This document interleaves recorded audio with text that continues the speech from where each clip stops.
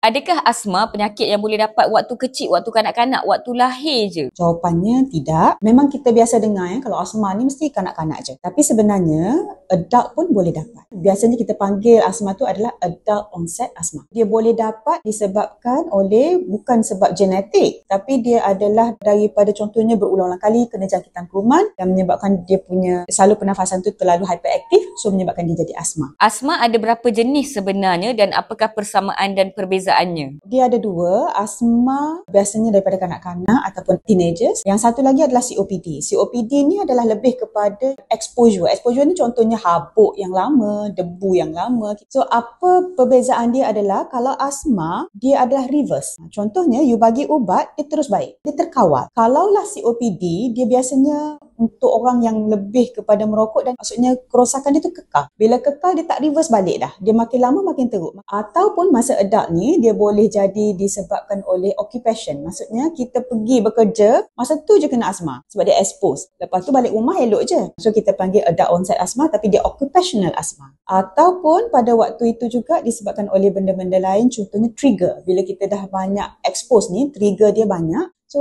dewasa pun dah dapat asma juga. Kalau asma biasanya lebih kurang daripada 40 tahun. Kalau lah COPD tu lebih daripada 40 tahun baru kita cakap dia, oh COPD dia ni. So yang lainnya adalah ubat dia berbeza. Kalaulah asma, dia perlu inhaler dan inhaler tu perlu ada steroid dalam tu untuk kita reverse balik radang tu. Tapi kalau COPD, caranya adalah berhenti rokok. Dan satu lagi adalah inhaler yang boleh kita kurangkan radang sahaja. Tak ada steroid. Steroid tu bila keadaan perlu sahaja. So persamaan dia kena test dengan fungsi paru-paru. Barulah kita tahu sama ada yang mana satu, asma ke COPD. Dengan jumlah perokok meningkat, ada yang rokok tradisional, ada yang rokok elektronik, apakah status masalah asma di Malaysia sekarang ni, doktor? Prevalence dia adalah sikit saja, 4 hingga 6% saja untuk yang adult lah. Tapi majoritinya 30% tu well control, 20% lagi tu partly control, yang lain-lain tu tak control. Kalaulah kita tengok sekarang ni, vaping ni memang dah trend. Kalau kita tengok statistik 2023 tu, 1.4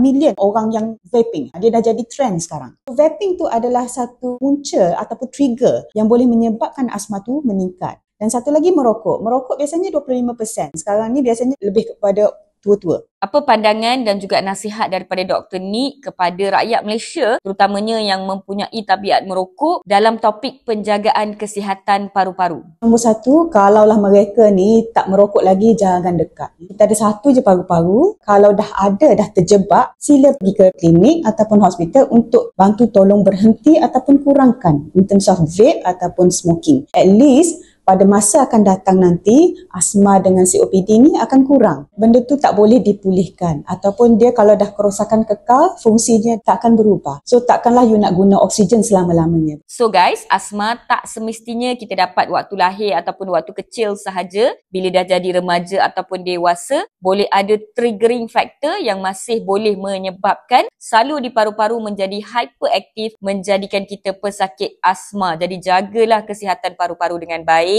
Elakkan tabiat merokok dan kalau ada simptom, jumpalah doktor dengan awal dan dapatkan rawatan dan juga kawalan yang terbaik sebab asma adalah penyakit yang boleh bawa sehingga ke ICU. Terima kasih kepada Dr. Pakar yang berkongsi info ni semua dengan kita. Saya Dr. Nick Nuratikah binti Nick Abid, Consultant Physician dan Respiratory Physician, Columbia Asia, Ceras. Video berbentuk pendidikan kesihatan ini dibawakan khas untuk anda oleh Columbia Asia Hospital Ceras.